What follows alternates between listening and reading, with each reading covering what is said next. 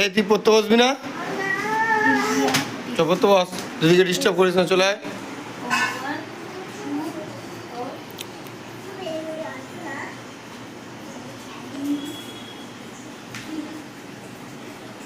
তুই কি বলছিলি পর একটু, তুই কি বলছিলি পর। দেখুন সবাই টিকটিক পিঁপড়েগুলোকে মারছে, দেখুন। কামা কামা কামা কামা কামা কামা কামা কামা কামা কামা কামা। ওকে মেরে দিচ্ছিস? এবার দেখ